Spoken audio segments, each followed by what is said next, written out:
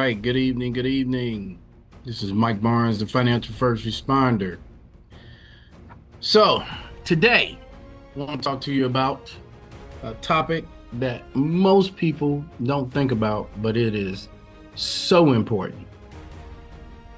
Just want to advise that this is for educational purposes only. I am a licensed investment advisor as well as insurance agent. Financial planning is the name of the game. And I am a business consultant doing financing or funding for business owners as well as private individuals. So, if you're one of those people, this one is for you. So, when we think about ownership, we're really talking about the financial positioning system. Now, when you think about the financial positioning system, the first thing that we have to look at is what position are you really in?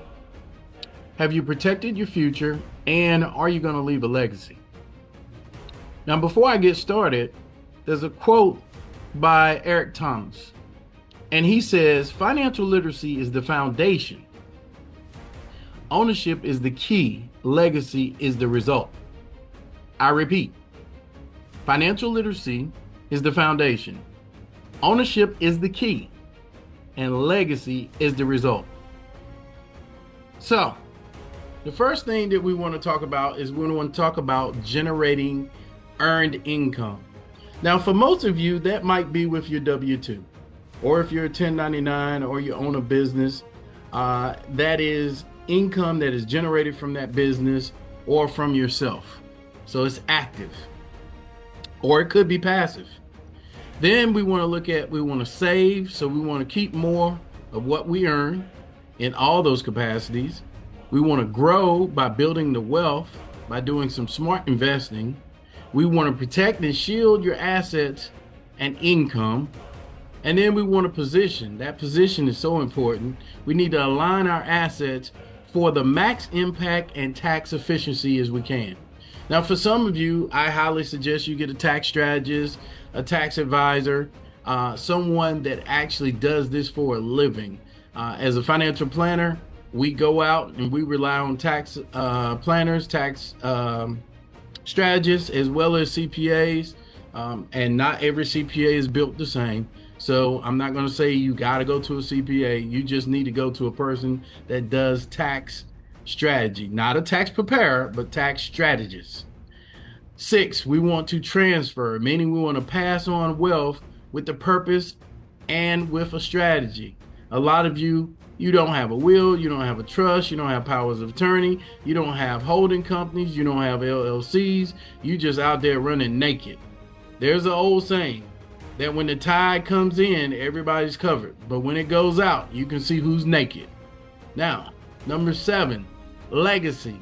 You want to create a lasting generational impact. Now, I don't know how you're going to do that. Maybe it's because you're tied into your church, you're giving money to your alumni association. Maybe you're actually helping people in your local community at other charities. But how are you going to leave that legacy long after they have put you in the ground or in the urn? What is going to be your legacy?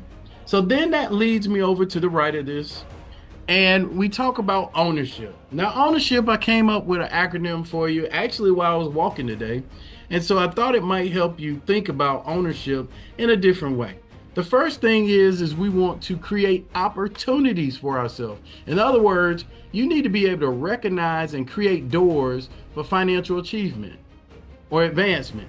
And for some of you, you couldn't see a door open in front of you if you were 2 inches away because you were so caught up in the trees, you can't see the forest.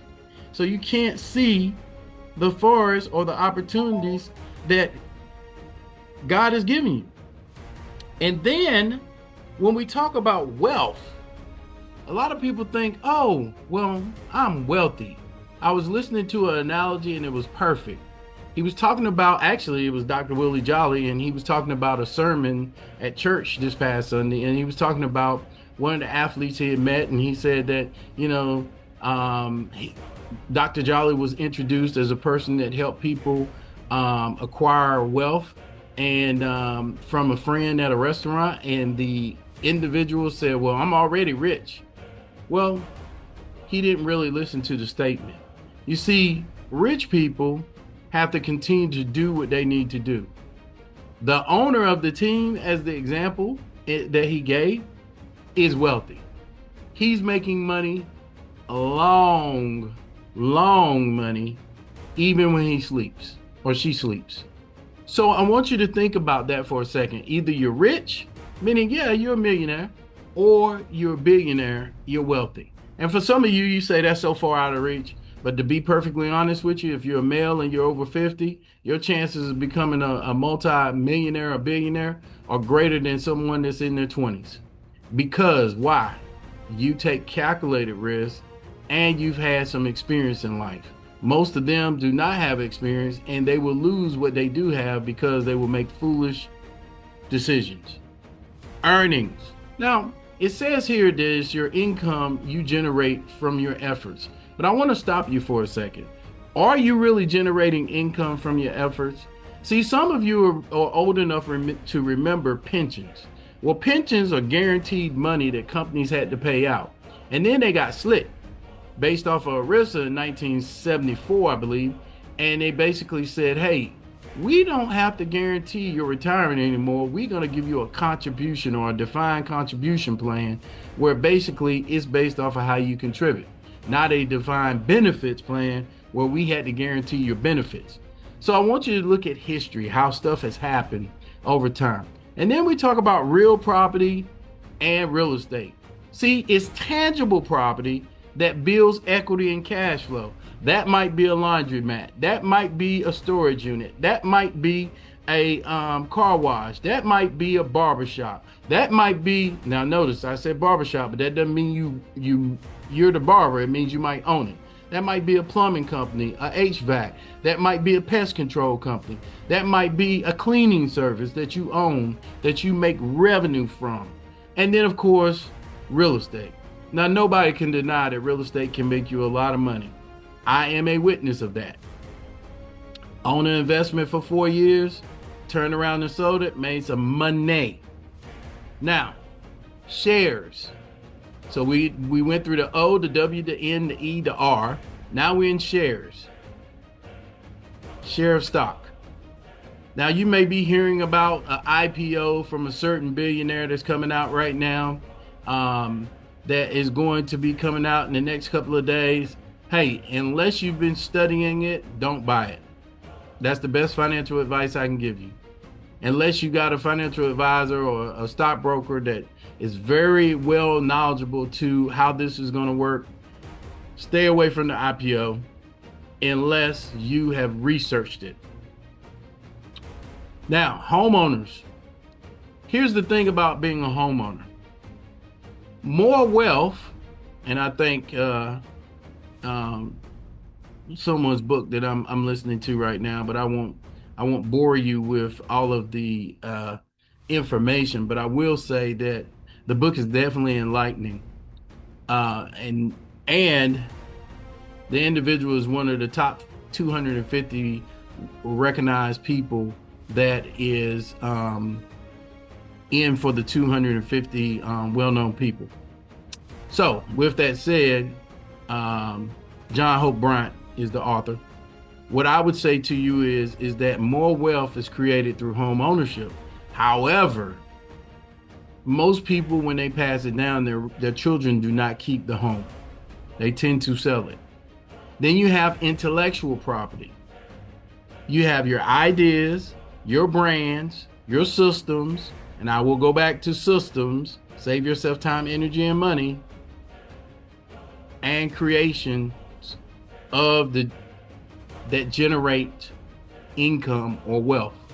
So I want you to think about, a lot of you have come up with ideas and things that you've gotten trademarked or patented, or you've done a lot of different things.